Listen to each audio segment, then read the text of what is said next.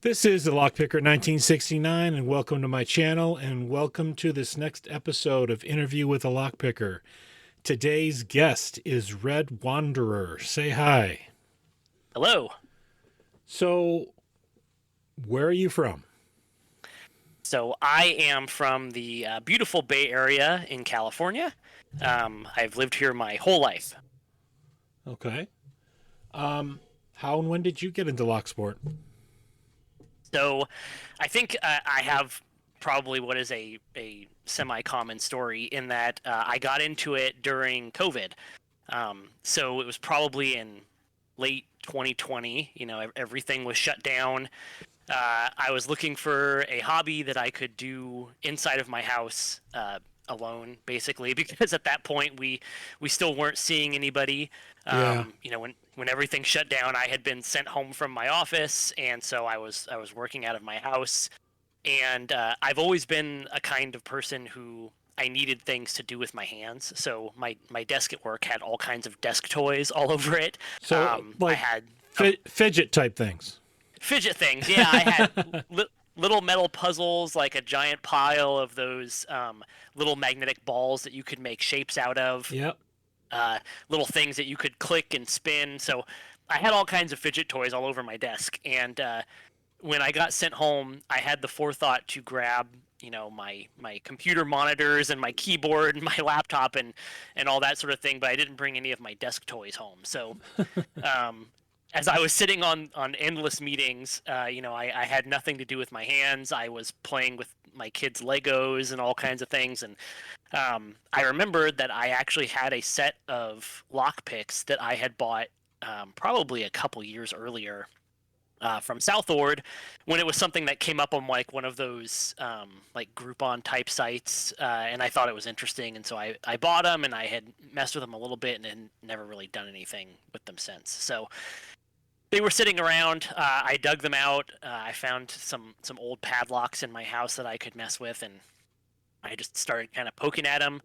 But I wasn't really doing anything, I guess, organized Mhm. to say the least. I was just kind of messing around, and then I actually got one of the padlocks open by chance. And now that I look back on it, I'm kind of surprised because it was an old best small format interchangeable core lock, which Oh, are not wow. easy. No Yeah, kidding. so I totally lucked into getting that thing open, and I honestly have never been able to replicate it.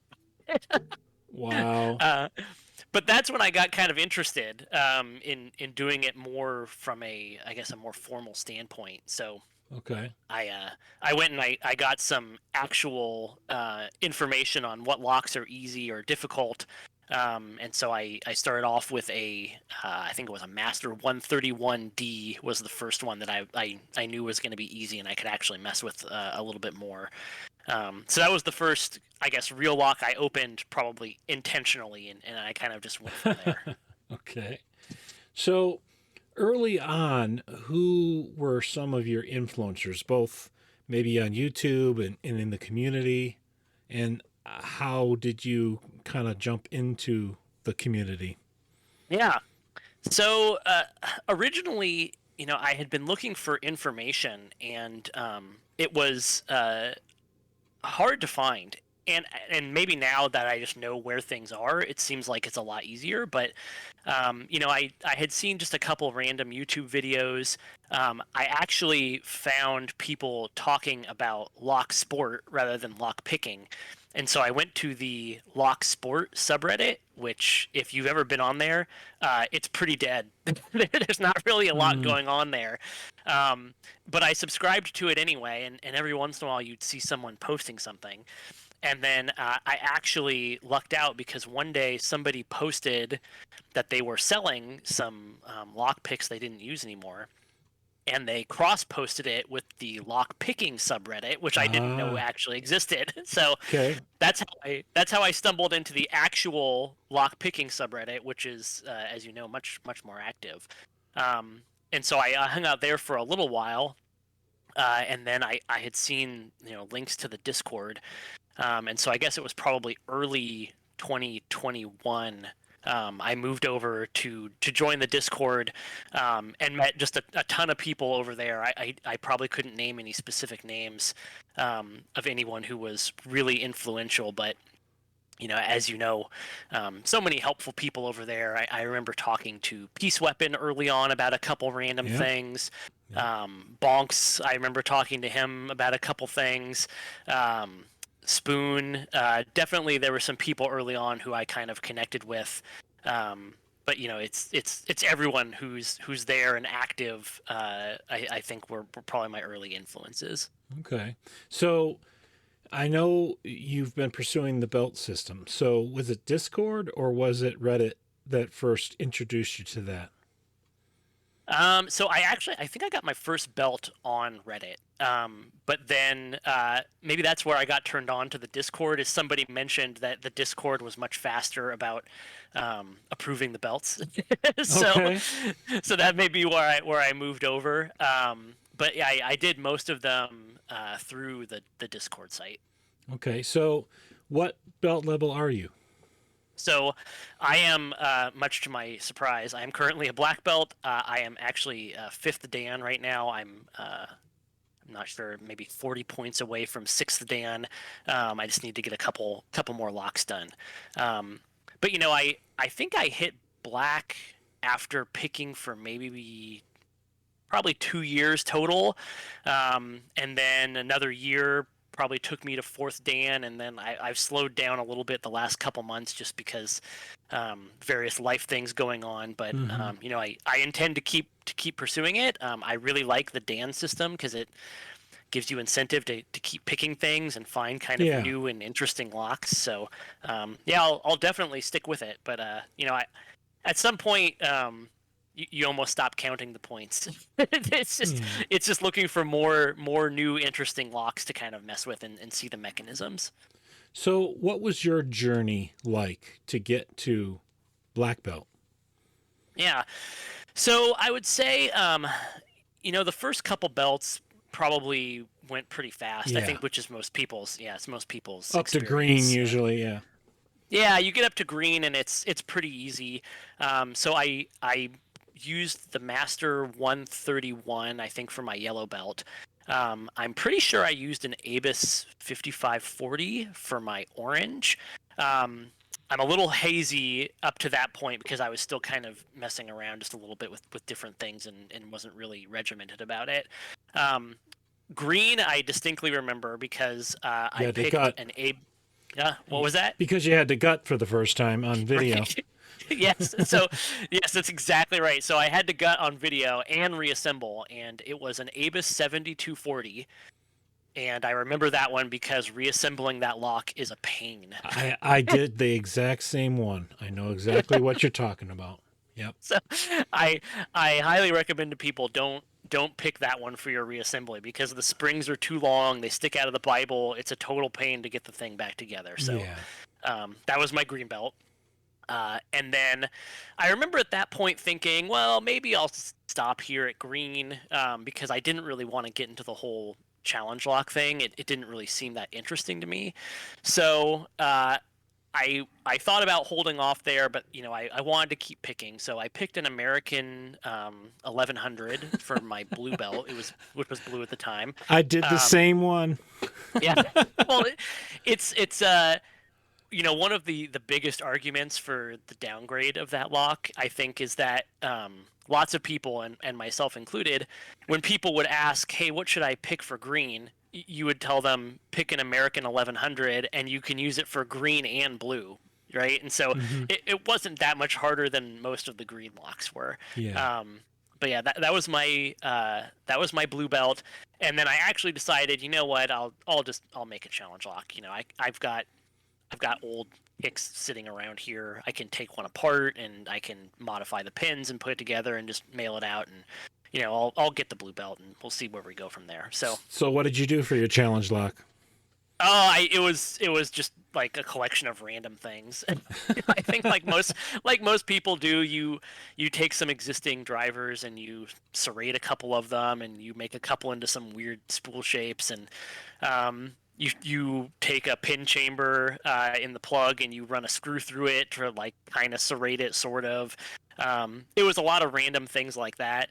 Uh, and I don't know where that first lock I made ended up. I sent it off and it kind of disappeared into the ether. So Yeah. if anyone finds it, it's called Stay Crunchy, I think is written on the side of it. So if you find that one, it's mine.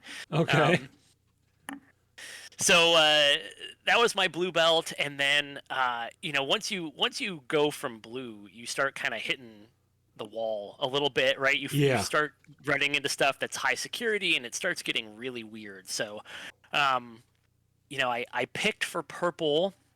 I think the two locks I got was um, uh, an ASA Max Plus restricted. Mm. And then it was a Medico M3 was Okay. my other one.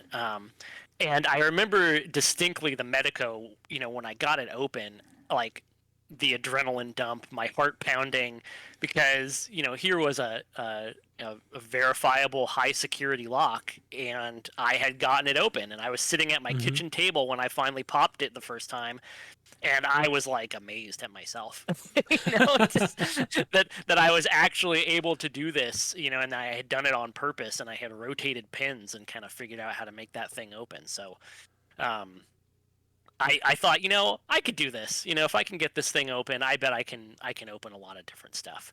Uh, for brown, I did a multi-lock with serrated drivers that I had to borrow from somebody because you Hmm. couldn't find the serrated driver versions. They had disappeared. Now I think that there's a lot more floating around. Some people maybe found some pinning kits with the serrated drivers in them. So those are definitely more common. But I borrowed one from a friend and I got that open. I'm working on the spooled one with the spooled inners, Oh yeah, and those I think are way harder. it's a pain in the butt. I'm still trying to plug away at it. I've been progressively pinning that thing, and I think I've got 4 out of 5 pins in there, and that's kind of where I'm at and stuck at the moment. So we'll keep working Yeah. at it. Yeah, I have come to think that the serrated driver version of those is actually not that much harder than just a regular spooled one. But the spools with the milled key pins and the spooled inners, those are really tough. Yeah. So I wish you nothing but the best of luck on that one. Yeah. My other brown lock was a Schlage Everest Primus, so I got Okay. that one open. Um, And then for red, because the pickings at red are kind of slim, I did an ASA 700, which honestly was the first lock I ran into that I thought this is impossible. Yeah. I've reached my limit. I found where I can no longer pick locks, and it was that one. I still to this day think I probably put maybe not the most, but it's up there. It's one of the most time-consuming locks I picked. I think I probably put like 40 hours into that. Oh, wow. It's just learning how to do the gins, asking people for advice on how to pick gin spools. I would progressive pin it, and I'd get it up to like 5 pins, and it would open. And then at 6, I would not be able to get even into a false set, and I would take it way back down to like 3 pins and just start over. So that one it was almost where I stopped and just said, yeah, I'm not going to go past brown. I'll just stay here. but Yeah. but I actually did get it open eventually, and I actually find those 700s with the gin spools now. They're not a comfort lock. I think they're too hard to be considered a comfort lock, but they're just something that you can kind of get familiar with and get into a rhythm. And I've picked more than one since then. I got a lot of them one time that was keyless. And I opened, I think there were 3 in there, and I opened all 3 of them. So, it's something that once you kind of get the feel for it, like you're absolutely are like, this is not impossible at all. This is absolutely doable. Hmm. So, anyone who's working on one of those, just keep at it. You can totally get this. Yeah. So uh, you yeah. went to black, and you have to do either quests or locks. Which path did you go on? So I did quests. Oh, So I okay. did Yeah, I did two black locks, so it was an ASA Twin 6000 with barrels, and then my other one was a Twin Star. So those were my two locks. Okay. And then for my quests, I did Group 2 dial manipulation, and I also did impressioning. Um, Hmm. and I did those two just because out of everything, they seemed like the most interesting. I feel like doing Group 2 manipulation it's just an interesting kind of corollary skill, right? Because people think about lockpicking and safe cracking kind of in Yeah. the same vein. Um, and once you get a feel for it, that one is actually kind of a relaxing quest because you can dial a couple numbers, make your marks on the graph, and then like literally just let it sit for like an hour or two, and then come back to it.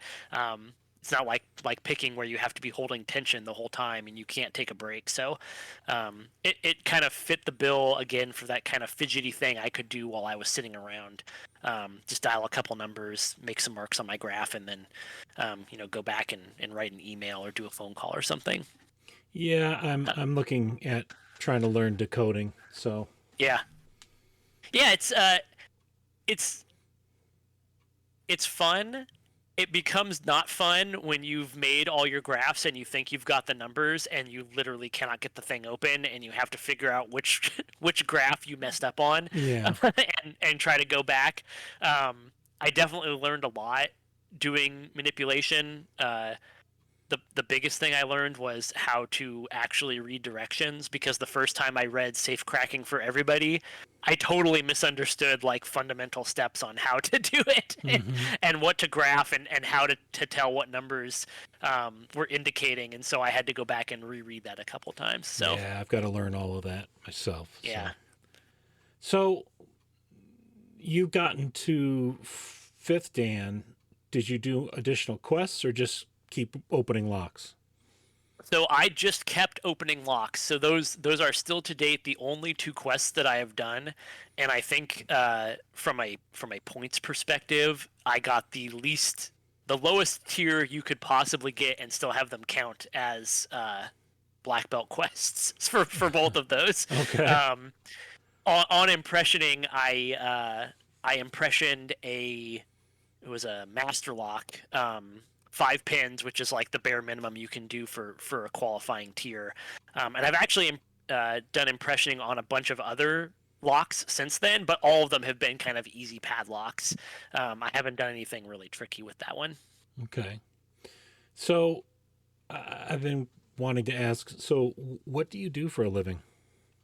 So I work in finance. Okay. So I do a lot of I'm a research analyst, and a lot of my job is talking to people on the phone, listening to meetings, and then writing stuff. So it's very mentally intensive. It's not physically intensive at all. I spend a lot of time Yeah. sitting in my chair, um, and the picking has now kind of taken a place in my work life where, I'll need to think about something, how I'm going to write something, or trying to make connections between something I was reading and how I want to communicate it to somebody, and I will kind of just fiddle with stuff to keep my hands occupied while my mind can kind of do other things. So it fits well kind of with my job. I don't have to be super concentrated on, if I'm picking a hard lock, I'll be concentrating on it.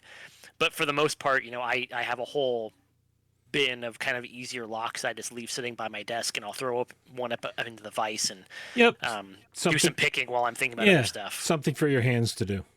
Yeah, exactly. I get that. I did want to ask you because you didn't like making a challenge lock for blue belt, but do you enjoy picking challenge locks? So I have an interesting relationship with challenge locks. I don't generally actively seek them out, but every once in a while, when you get a package from somebody, they'll throw one or two in there to keep them moving.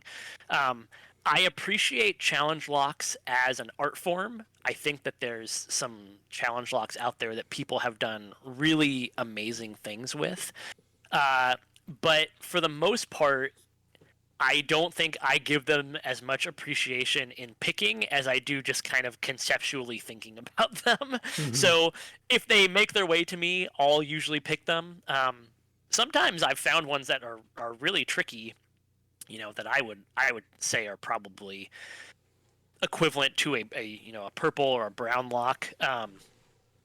And those ones, I really struggle with. And then if I get them open, uh, I feel like I've accomplished something to some degree, but because they're one-off locks, I don't know. It feels like less of an accomplishment than learning how to pick a specific type of lock, like a Medico, for example, Yeah. where you have something that you can kind of then apply to other locks. But yeah, I like the idea of challenge locks. I like that they're part of the community, and I like that we make them and we trade them around.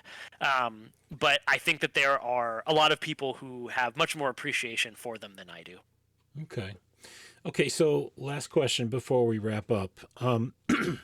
I would imagine that your YouTube channel started out as you're putting your belt videos up, and at what point did it evolve into something more than that for you? And what do you intend to do with your channel going forward? Yeah, yeah. So you're absolutely right. The channel started off just as a place for me to post my videos for purposes of the belt system. Um, I'm not sure when it switched over, but at some point I sat down and I thought about it, and I thought, if someone was looking on YouTube for help on how to pick a specific lock, and they came to one of my videos, it would not be helpful because it starts off with the lock in a vise, and you watch me pick it for whatever 10, 15 minutes, and then you get it open, and then I take it apart, and then you can see what's inside. And I thought to myself, the part about what's inside the lock should be first, right? So if someone is coming because they're trying to figure out how to pick whatever it is, a smart key, Hmm. or an ASA 700 or anything, Yeah. the first thing I need to communicate to them is, here's what's inside this lock and here's how these elements function, and then when you pick it, this is what it's going to do.